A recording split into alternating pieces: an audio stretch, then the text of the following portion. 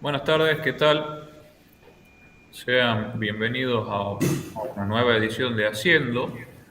Haciendo es una iniciativa impulsada por la Facultad de Ciencias Exactas y Tecnología y tiene como objetivo divulgar las actividades de los diferentes departamentos y agrupaciones que se dedican a investigación y desarrollo en el ámbito de nuestra facultad. En esta edición se presenta el ingeniero nuclear Alex Müller-Jahne, profesional asistente en el Instituto de Datación y Arqueometría de CONICET.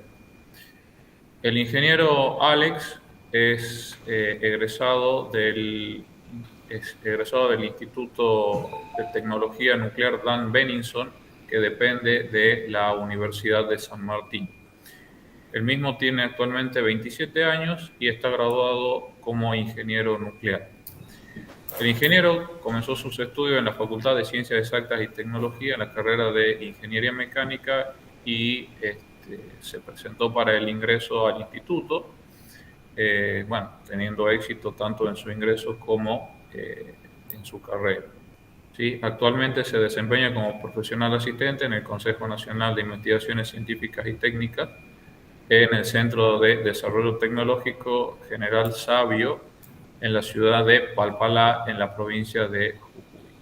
Allí participa en el proceso de instalación de un espectrómetro de masas con acelerador. En esta charla, denominada Otro acelerador de partículas en Argentina, se hará una pequeña introducción sobre los aceleradores de partículas para luego profundizar en la técnica de espectrometría de masas con acelerador. Se hará un repaso de lo que es el sector nuclear argentino desde una perspectiva histórica, las principales instalaciones que funcionan y aún continúan haciéndolo, las instalaciones de ciclo de combustible nuclear, centros de medicina nuclear y tanto empresas como organismos que intervienen en la misma. A continuación tiene la palabra el ingeniero y puede presentar con libertad. Bueno, muchas gracias Lucas por esa presentación. Voy a saltar el índice porque ya lo has mencionado. Vamos a pasar a ver los aceleradores de partículas, los distintos tipos. El primero, el más simple, es el acelerador Van der Graaf, un acelerador electrostático, en el cual se busca acelerar partículas que van a sufrir esa aceleración por un potencial que va a estar dado por esta terminal de alto voltaje que se observa acá, en el extremo superior.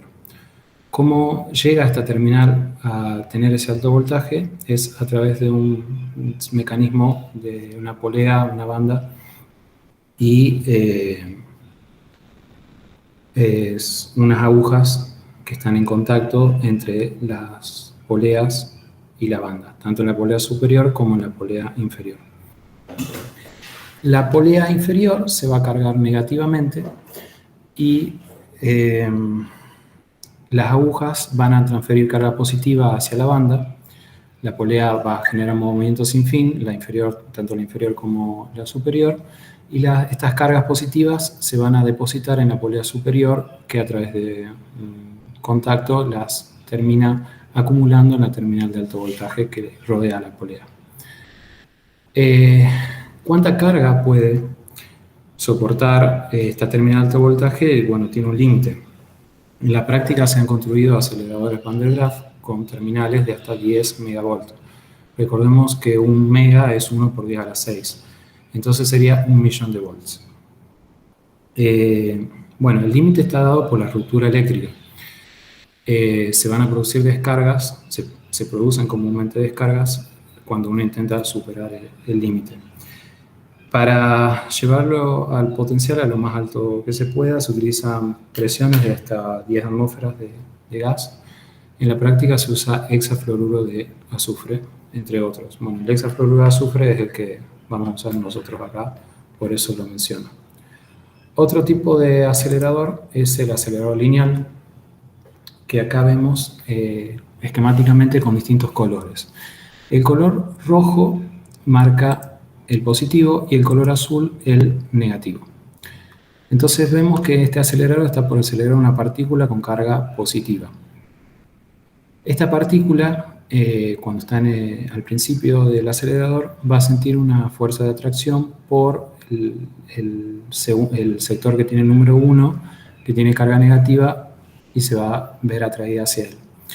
Cuando la partícula ingrese en el sector 1, la frecuencia de este sistema eléctrico va a generar que cambie el potencial del sector 1 y pase a ser positivo, y el sector 2 pasa a ser negativo, que va a atraer a la partícula.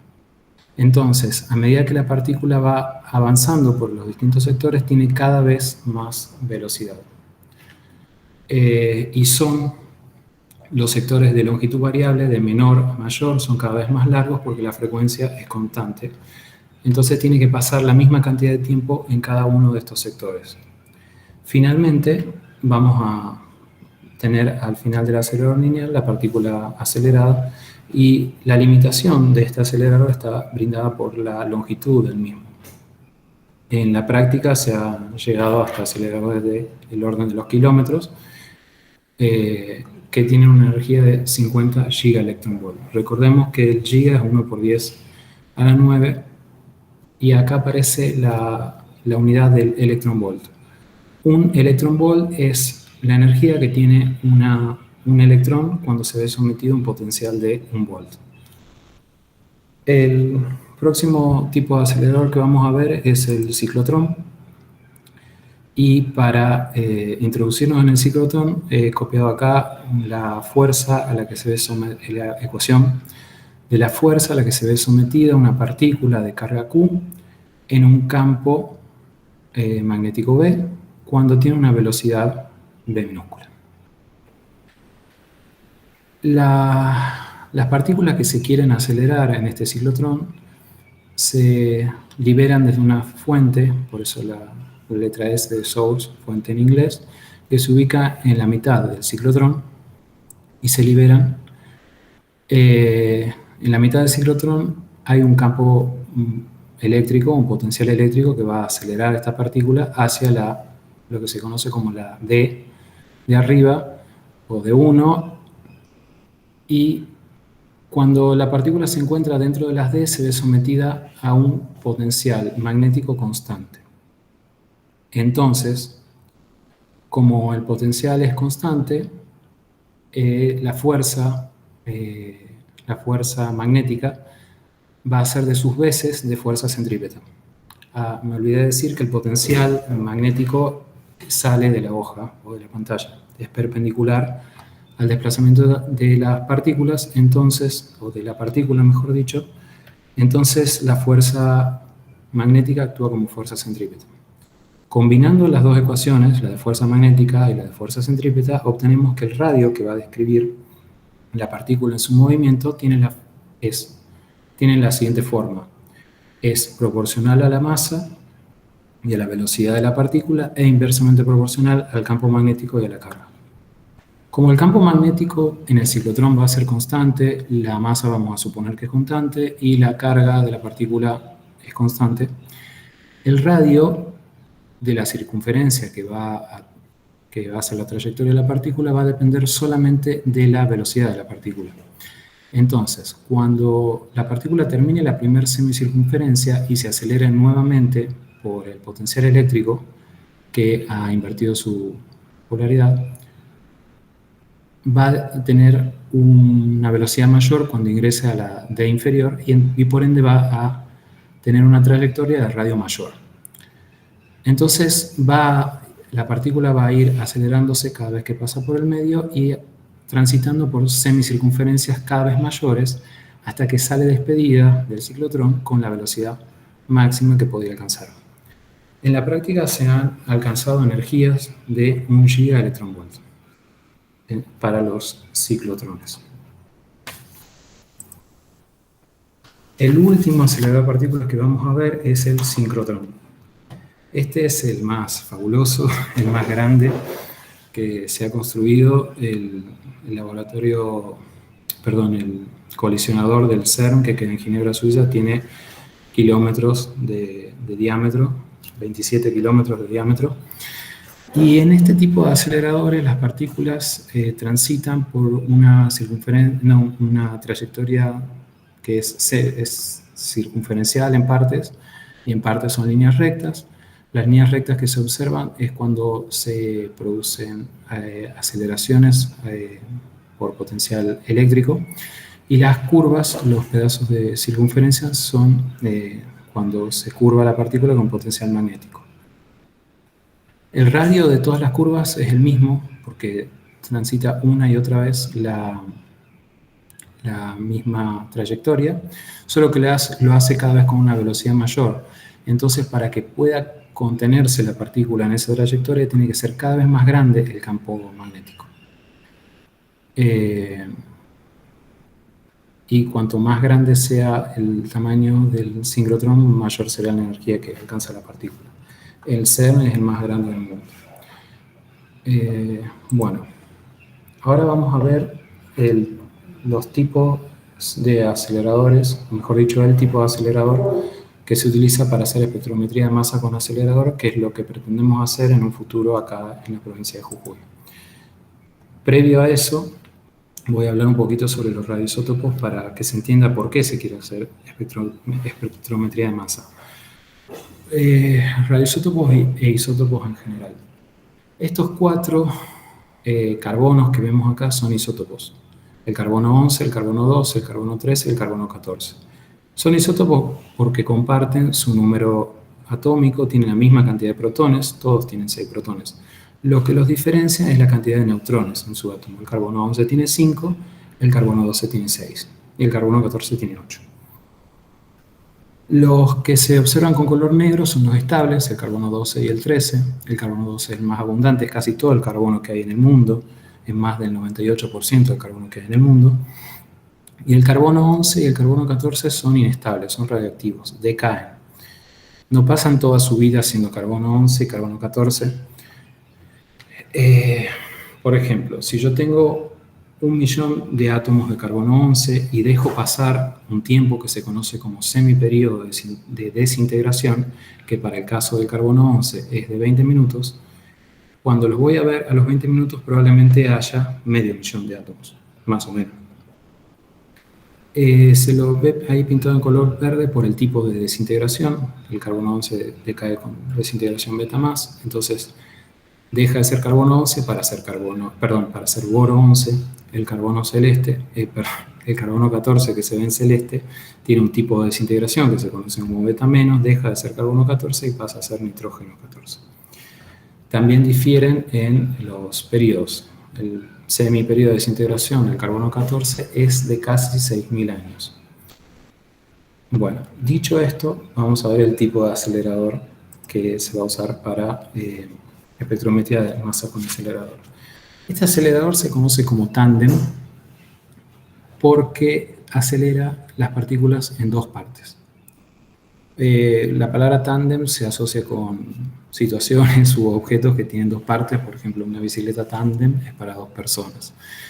Los componentes principales de este acelerador son una fuente de iones que va a producir iones negativos, un selector eléctrico que va a seleccionar las partículas utilizando un campo eléctrico, un imán que va a deflectar las partículas y seleccionarlas a través de un campo magnético, una preaceleración que es eléctrica también, de aproximadamente 35 kV, que va a introducir las partículas en el tanque de aceleración.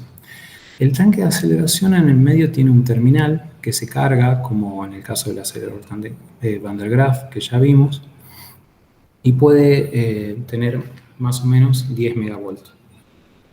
Bueno, en el caso del acelerador que vamos a instalar acá es de 1 megavoltio.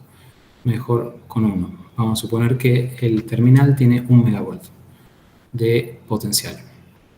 Las partículas que ingresan acá son iones negativos, y entonces se van a ver atraídos por este terminal, y cuando impacten contra el stripper, que es una lámina ultra delgada, pierden electrones. Pueden perder 1 o más electrones, quedando con carga positiva más 1, o con carga positiva más 2, o carga positiva más 3. Y entonces el potencial que antes los atraía, ahora los repele. Y ahí completan la segunda etapa de aceleración, y por eso el nombre de tándem. Entonces, suponiendo que el potencial del terminal es de 1 megavolt, la energía con la que va a salir la partícula, si es de carga positiva más 1, es de 2 megaelectronvolt. 1 en la primera etapa y 2 en la segunda etapa. ¿Para qué se produce esta aceleración y este estripeo, esta quita de los electrones? No solamente se quitan los electrones, sino que también se eliminan impurezas, o sea, que pueden haber tenido la misma masa que la partícula de interés y por ende han pasado a través del imán deflector, pero no son la partícula de interés. O sea, podemos tener, si nuestra partícula de interés va a ser el carbono 14, podemos tener algo que tenga una masa de 14, pero que en realidad sea una molécula y no carbono 14. Bueno, el stripper, además de quitar electrones, va a romper las moléculas y entonces una vez a la salida del acelerador solamente vamos a tener los iones positivos de la partícula de interés, en este caso carbono 14. Finalmente pasan por imanes que terminan de seleccionar la masa de la partícula de interés y van a ser detectados al final de la línea con un sistema de detección que comúnmente es una cámara de ionización, donde vamos a contar la cantidad de átomos de carbono 14 que han salido originalmente de la fuente de iones donde estaba la muestra. ¿Para qué hacer esto? ¿Para qué hacer espectrometría de masas con acelerador? Bueno, datación por carbono 14, eso es lo más usado a nivel mundial, lo más famoso. Y se acuerdan que habíamos dicho que el carbono 14 tenía un semiperiodo de desintegración de 5.700 años. Bueno, eso nos permite ir hacia el pasado, hacia una antigüedad de 50.000 años. Así, dicho mal y pronto, digamos, o sea, se supone que si uno tiene una cantidad de radioisótopo y deja pasar 10 semiperiodos de desintegración, nos quedamos, digamos que sin nada. Entonces, si tenemos una cantidad de carbono 14 y dejamos pasar 57.000 años, dejaríamos de tener carbono 14. El semiperiodo de desintegración nos va a brindar entonces las ventanas de tiempo a la cual podemos acceder con los radioisótopos. ¿Y por qué el carbono? El carbono porque es uno de los componentes principales de la materia orgánica. Y sucede que todos nosotros estamos compuestos por materia orgánica, somos seres humanos, y por ende estamos compuestos por carbono. Ese carbono va a ser más que nada carbono 12, carbono estable, hemos visto que tiene un 98%, pero también va a ser carbono 11 y carbono 14 en distintas proporciones. Los organismos están en equilibrio con el medio ambiente mientras están vivos, comparten carbono en la respiración, en distintos mecanismos y se encuentran en un equilibrio con el medio ambiente. Cuando el organismo muere, ese equilibrio se rompe y empieza a prevalecer el decaimiento del carbono 14. Entonces, un material orgánico, desde la fecha del deceso del organismo, va a ver cómo decae su cantidad de carbono 14 con el tiempo. Utilizando la técnica de espectrometría de masas con el acelerador, midiendo la cantidad de carbono 14 que tiene una muestra, podemos fechar el deceso del organismo que generó esa muestra.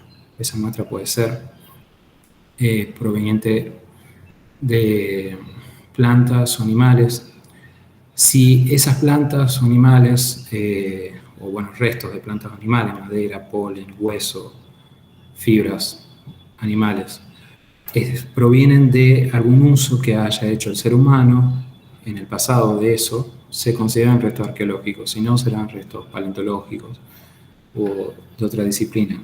La arqueología es la ciencia social que estudia los restos humanos del pasado.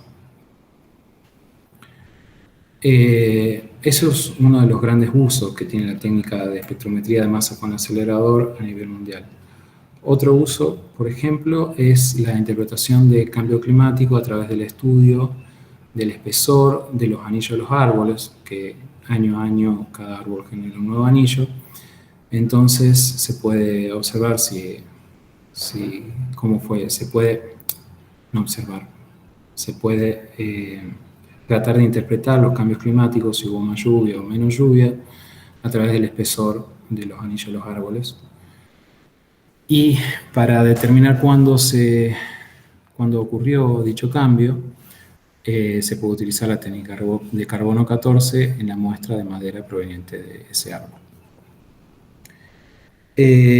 No es la técnica de espectrometría de masa por acelerador la única para hacer dataciones por carbono 14, pero sí es la que más se usa en estos momentos a nivel mundial, porque tiene una muy buena eficiencia. Solo se necesita una muestra pequeña de unos cuantos miligramos para hacer la datación. Eso es diferente con las técnicas que se usaban antiguamente y ya cayeron en desuso. Bueno, eso es lo que quería decir con respecto a los aceleradores y para qué se usan. Antes de introducirnos en el acelerador en particular que se va a instalar en la provincia de Jujuy, quiero hablar sobre el sector nuclear argentino en general, como para hacernos una idea de cuáles son las instalaciones que hay. Y las voy a mencionar en un orden histórico. Para empezar voy a hablar de las centrales nucleares.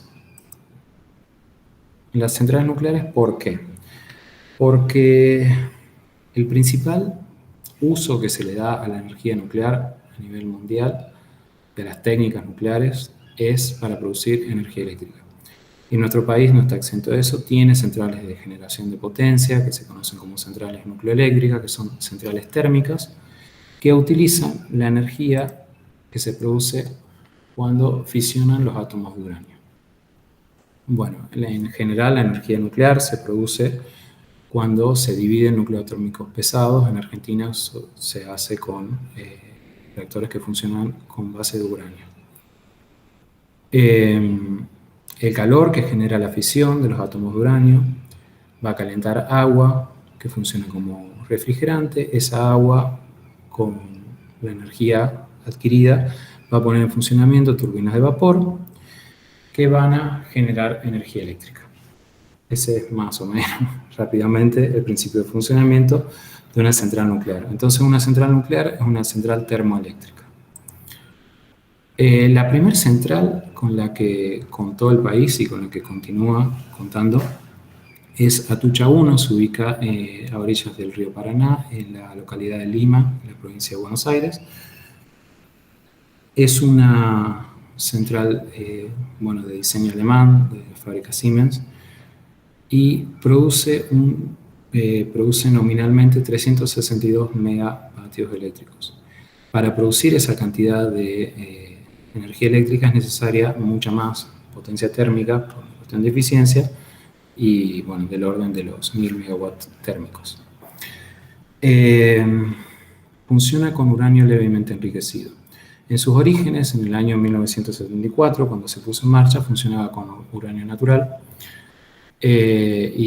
pasó un proceso de enriquecimiento de uranio, pero a niveles muy bajos, 0,85%, y el uranio natural tiene 0,71%. Cuando uno habla de uranio enriquecido o natural, hace referencia a uranio 238, es el que predomina en la naturaleza, contra 235.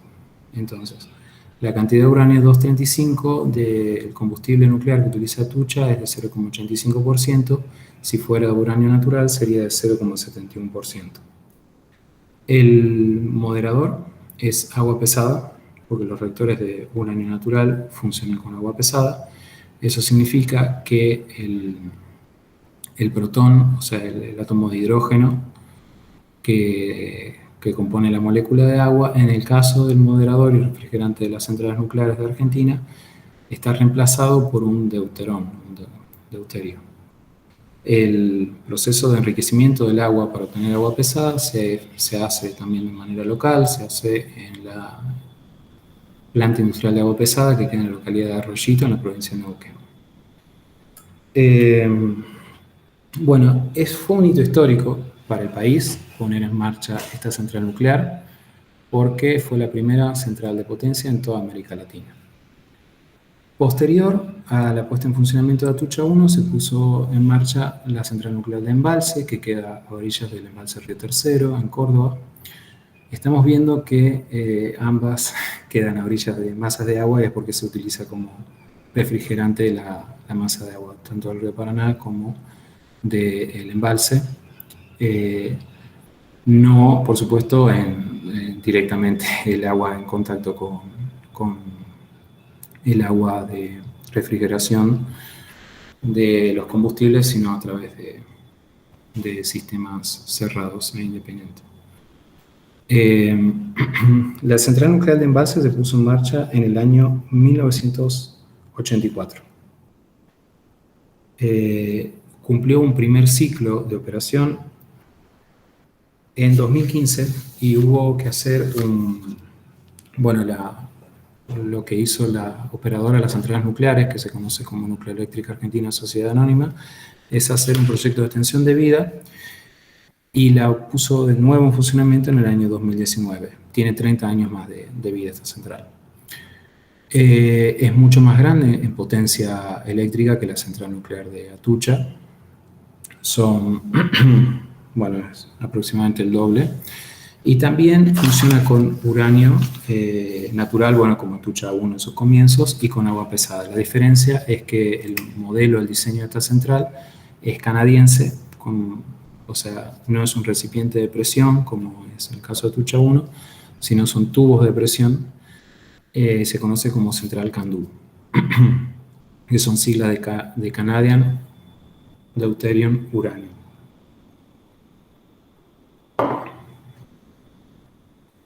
Hay una tercera central nuclear de potencia funcionando en el país, y es la central nuclear de Atucha 2, que se encuentra colindante con la central de Atucha 1 en el mismo predio. Esta central se puso en funcionamiento en el año 2006. El origen de la central, se remonta al año 1982, pero la obra estuvo paralizada por más de 10 años. Funciona con uranio natural y agua pesada, como todos los reactores de potencia que funcionan con uranio natural. Es todavía más grande que la central nuclear de Embalse. Tenemos 3 centrales y hay unas perspectivas para una cuarta central. Esto es una cita que saqué de una nota del portal Agendar de la producción argentina, que le hacen al presidente de Nucleareléctrica Argentina Sociedad Anónima, que habla de la próxima construcción de una cuarta central que no va a ser con la tecnología que se viene utilizando en las 3 centrales que ya vimos, de uranio natural y agua pesada, o uranio levemente enriquecido y agua pesada, sino que va a ser de uranio enriquecido y agua liviana.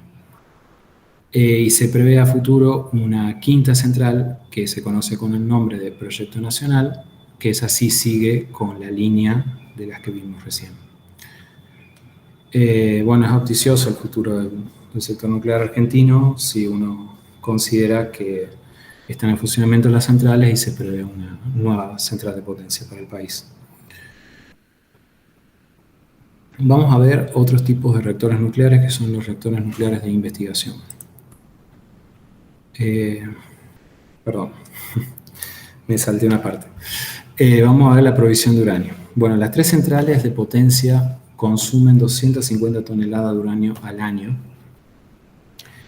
Ese uranio no se produce localmente, se importa. La minería de uranio cesó en el año 1997. El último yacimiento fue en la provincia de Mendoza, en el departamento de San Rafael, Sierra Pintada. Y desde ese momento que todo el uranio que se consume en Argentina para las centrales de potencia se importa. Hay proyectos de minería de uranio. Hay depósitos de uranio y hay prospección y estudios de factibilidad que lleva adelante la CONEA. Y Argentina tiene depósitos de uranio como para mantener en funcionamiento sus centrales nucleares por años. Vemos que los recursos que hay son de 31.000 toneladas de uranio y está la tecnología como para llevarla a cabo. Yo espero que en un futuro se haga minería de uranio en el país porque tenemos la capacidad de hacerlo y así estaríamos dando un paso más en lo que es la soberanía energética, no dependiendo del precio que ponga el proveedor. Bueno, ahora sí vamos a ver otros tipos de reactores nucleares, que son los reactores nucleares de investigación. Son reactores que tienen otro fin, no es generar energía eléctrica. En estos reactores, la potencia térmica que se genera con la fisión del uranio no tiene ninguna utilidad, en principio. Sí sirve para medir el tamaño de los reactores, ¿sí? Por ejemplo, el R1 tiene una potencia térmica de 40 kilowatts. Es el reactor más chico que hay en Argentina, porque bueno, es el primero. Se construyó se puso en marcha en el año 1958. Con un diseño que se hizo en base a un diseño de un reactor estadounidense, que es el Argonaut, pero la construcción estuvo a cargo de profesionales argentinos, profesionales de la Comisión Nacional de Energía Atómica, y eso fue todo un hito para el país, que el primer reactor haya sido construido con gente de acá. No se compró un diseño en el exterior, como fue en el caso de las centrales de potencia. Incluso el diseño de los elementos combustibles lo hizo Jorge Sábato, bueno, y el equipo que trabajaba con él. Y además de poner en funcionamiento los elementos combustibles, poner en funcionamiento este reactor, el reactor R1, con esos elementos combustibles, en el mismo año pudo concretarse la venta de este diseño de elementos a Alemania. O sea, fueron excelentes elementos combustibles. Después hubo un cambio de elementos combustibles. Sigue en operación hoy por hoy. ¿Para qué se utiliza? ¿Cuáles son las investigaciones que se hacen? Ensayos por activación de materiales y ensayos de daño por radiación. En su momento, cuando era el primer reactor de investigación en Argentina, se usaba también para producción de radioisótopos que tenían un objetivo de hacer medicina nuclear. Pero cuando entró en funcionamiento el reactor RA3, dejó de producir radioisótopos por la R1.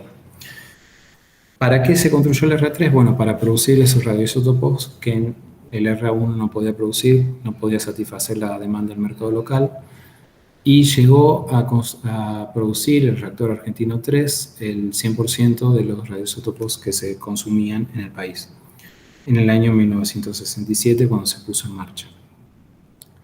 El reactor RA1 se encuentra en el Centro Atómico Constituyente, en la provincia de Buenos Aires, olvidé de decir, y el reactor RA3 también se encuentra en la provincia de Buenos Aires, en el Centro Atómico de Ezeiza.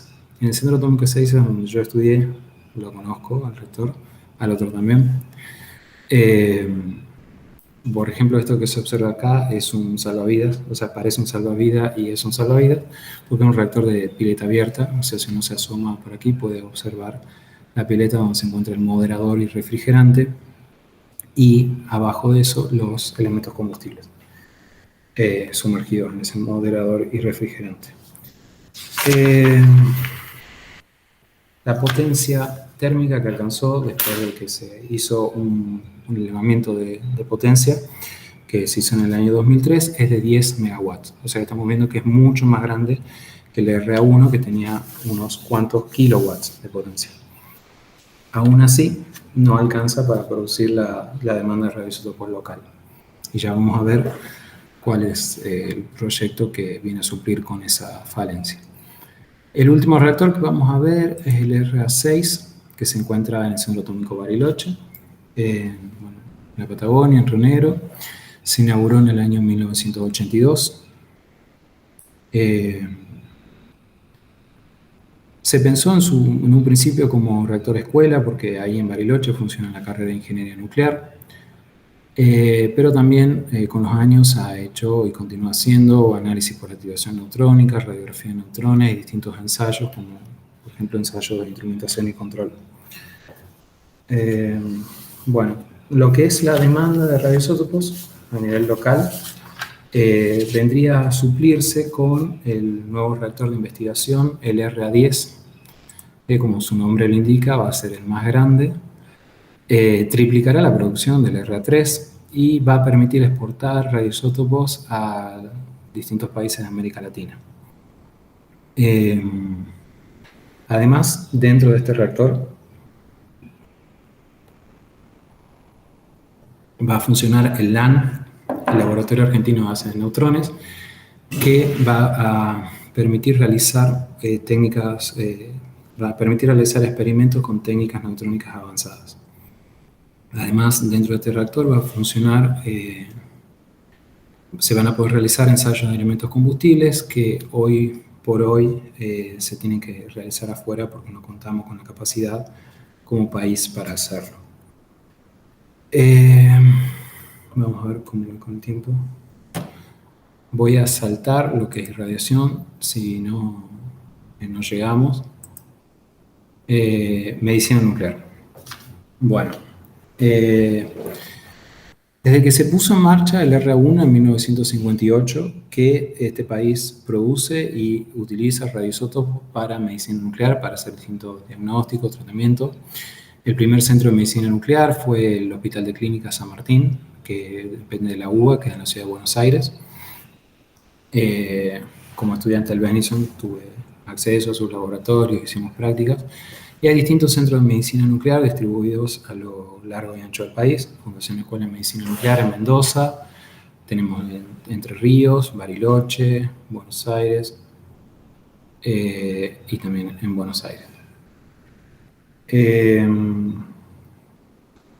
De los aceleradores que vimos, se utilizan el lineal y el ciclotrón para medicina nuclear. Acá vemos como un ejemplo, no es el único ciclotrón que se utiliza para producir radiofármacos, el que se ubica en el FLENI, Fundación de Lucha contra las Enfermedades Neurológicas Infantiles, que se encuentra en la localidad de Escobar, en la provincia de Buenos Aires. Lo destaqué a este ciclotrón para mostrar esto de que el ciclotrón se encuentra en el mismo lugar, en la misma instalación donde se consumen los radioisótopos que producen. ¿Y esto por qué es así? Porque hay radioisótopos que se utilizan en medicina nuclear que tienen periodo de vida media o semiperiodo de desintegración muy corto, como el carbono 11 que vimos, que tiene unos cuantos minutos. Entonces uno necesita producir esos radioisótopos a demanda. Cuando hay un paciente que lo necesita, se producen y pasa. El tiempo corre y antes de que pasen en principio, antes de que pasen los 20 minutos, los 30 minutos, se puede producir el diagnóstico.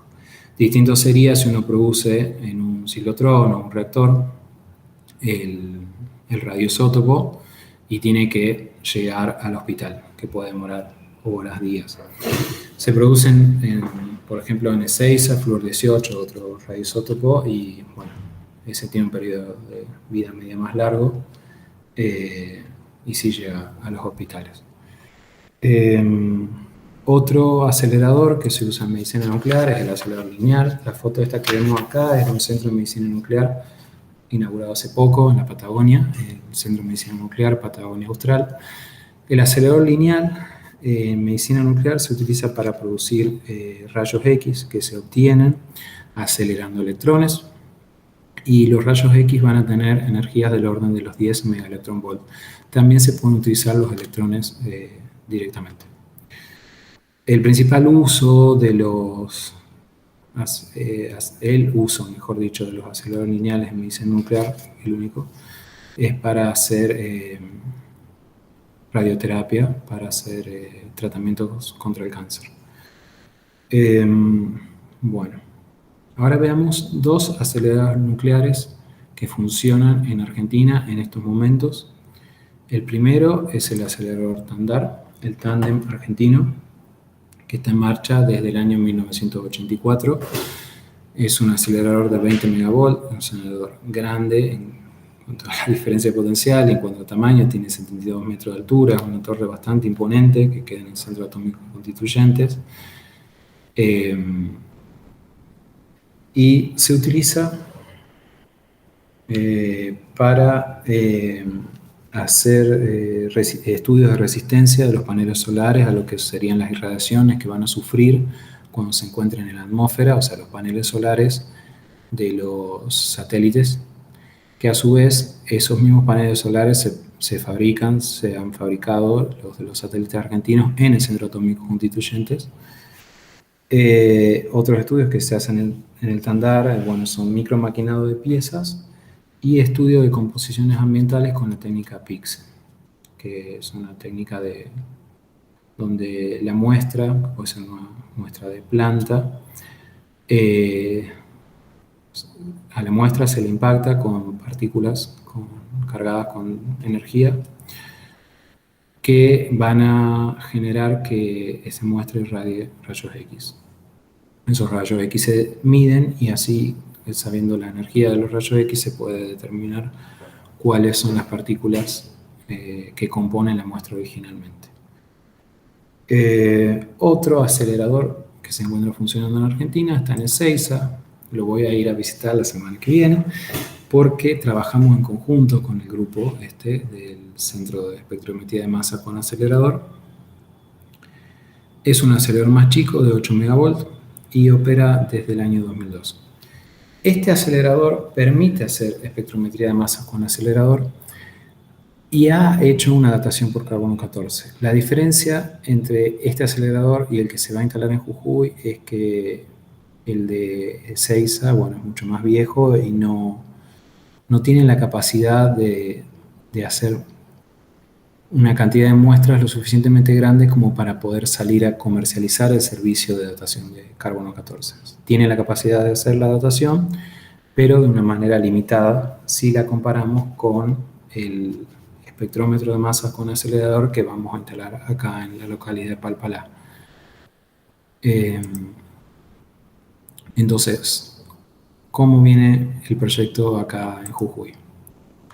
Bueno, se enmarca dentro del Instituto de Datación y Arqueometría, que es donde yo me encuentro en estos momentos, que alberga distintos laboratorios que ya están en funcionamiento. Laboratorios de arqueometría, que es una rama de la arqueología que estudia los restos humanos del pasado. Estas son unas imágenes que me han facilitado distintas compañeras acá, investigadoras del instituto, que muestran distintos objetos que podrían ser susceptibles a la técnica de datación por carbono 14. Este porque tiene fibras vegetales y este porque es madera. O sea, ambos están compuestos por materia orgánica y uno podría determinar la antigüedad de estos artefactos con la técnica. ¿En qué situación se encuentra el proyecto de la instalación de este AMS? El AMS ya llegó, estamos en el proceso de la obtención de la licencia de la Autoridad Regulatoria Nuclear para poder iniciar la obra civil. Luego vendrá el entrenamiento de los operadores, yo voy a ser operador del acelerador. Y finalmente la puesta en marcha. Para la puesta en marcha van a venir los fabricantes, van a venir dos de los fabricantes que son holandeses, aceleradores de la marca High Voltage, que es una compañía holandesa, para la puesta en marcha y después nos dejarán a nosotros operando el equipo. Finalmente hay una imagen de cuando llegó, pesa cada una de estas cajas del orden de la tonelada y fueron acomodadas en un depósito, a la espera de que se inicie y concluya la obra civil para poder hacer el montaje del equipo. Esa sería toda la charla. Voy a finalizar con una cita de la que fue la primera presidenta de la Comisión Nacional de Energía Atómica, la doctora M. Pérez Ferreira. El dibujo de ella lo saqué del libro Científicas de acá. Ahí se puede ver el Tandar también. Ella fue la jefa del proyecto Tandar en sus inicios, antes de ser presidenta de la CONEA. Y dice, el ejercicio de mi profesión es la manera mejor en la que puedo servir a mi patria. Esa cita está en una placa en sede central de la CONEA. Bueno, eso es todo. Muchas gracias por la atención. Eso es todo lo que yo tenía para decir. Ahora vienen las preguntas.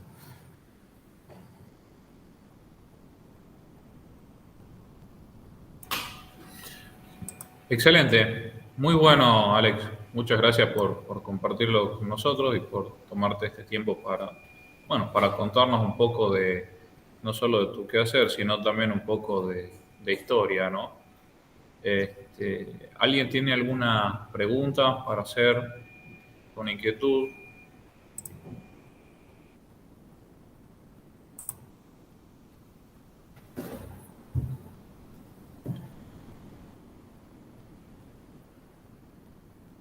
Hay algo que se tiene que no haber entendido, porque dije muchas cosas. Mira, yo te cuento, quizás, ahí está, Alejandro va a decir algo.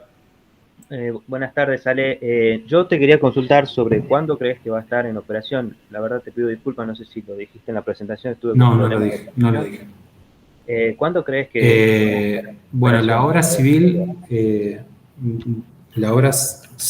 desde el momento que se hace la licitación de la obra, son aproximadamente 10 meses. O sea, ya están los planos para que se haga la licitación y está a cargo de la Universidad Nacional de Jujuy.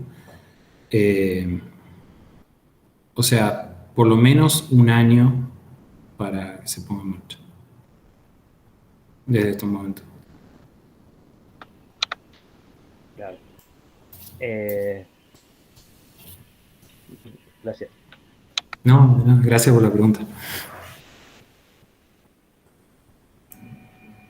Ahí habías mencionado al principio de tu presentación algo de, llamémosle, de instalaciones de tipo sincrotrón. ¿Esto te va a dar esas capacidades o no? No, esto es un acelerador tándem. No. Mencioné los distintos tipos de aceleradores, pero este se encaja con el acelerador tándem. No tiene, son instalaciones completamente diferentes. Ahora, ¿por qué menciono los otros aceleradores? Porque son los más famosos, o sea, son los que uno se imagina cuando le dicen acelerador de partículas, se imagina la máquina de Dios, que es como le llaman al gran colisionador de hadrones del CERN, que es el sincrotrón. Pero este vendría a ser de los más simples, o sea, Van der Graaf, y mucho más chico, tiene menos de 20 metros.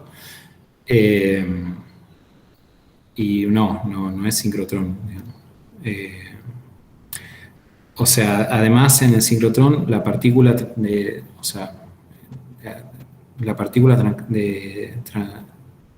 transita por una trayectoria y repite la trayectoria. Acá la partícula hace una trayectoria lineal y termina su aceleración, digamos. O sea, son mecanismos muy diferentes. En el sincrotrón, la partícula, una vez que ingresa, tiene cada vez más velocidad con cada vuelta que da, digamos. Y así se alcanzan las grandes energías. Acá es solo una aceleración.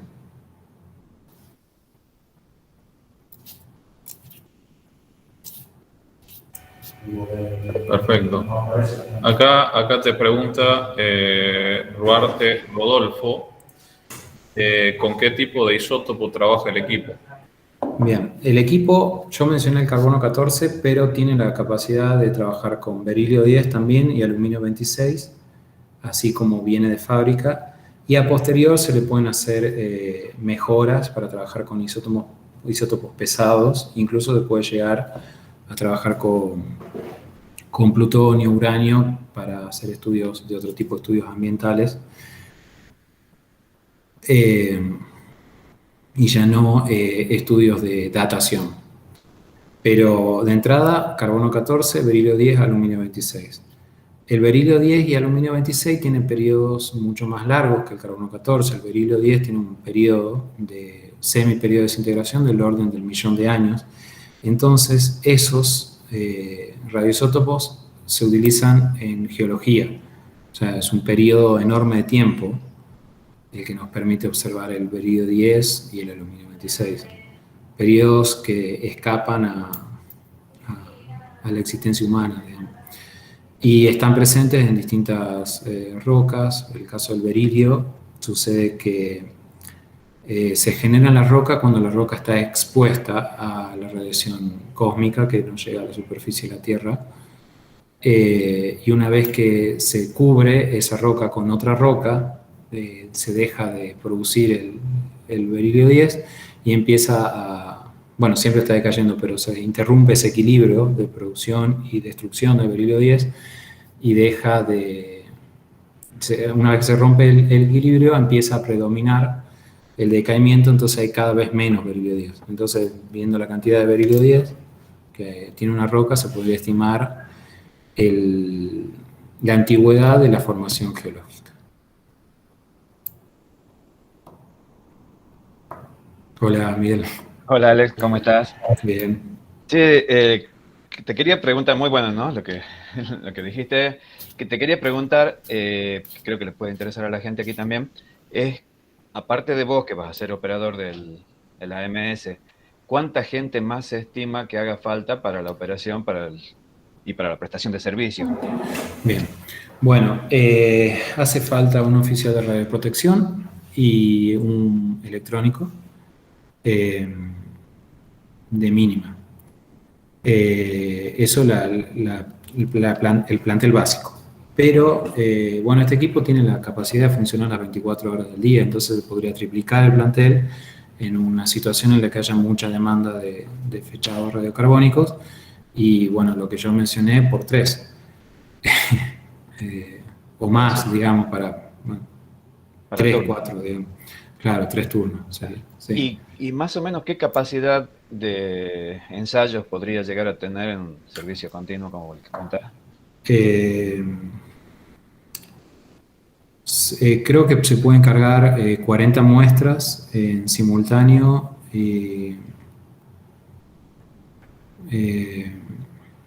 Simultáneo 40 muestras. Supone más o menos 20 muestras por día. Pero se podría. Buena plata, buena plata. O sea, en estos momentos, digamos, no, yo creo que no nos preocupa o sea, es algo a futuro, digamos, si en algún momento esperemos, ojalá se alcance el límite de la cantidad de muestras por día, digamos. Pero para hacerlos, en estos momentos la limitación es más los recursos humanos que el equipo, digamos, porque el equipo puede funcionar 24 horas y estamos muy lejos de esa cantidad de recursos humanos. Sí, en un primer momento está previsto, bueno, el plantel mínimo de operación. Pues si esto empieza a funcionar, a prestar servicios en serie, ahí el plantel va a crecer también. Ahí tiene que crecer el plantel. Para crecer el plantel también. Claro, sí, así es. Va a ser buena plata. Ok, gracias. No, Alex. Gracias a vos por la pregunta.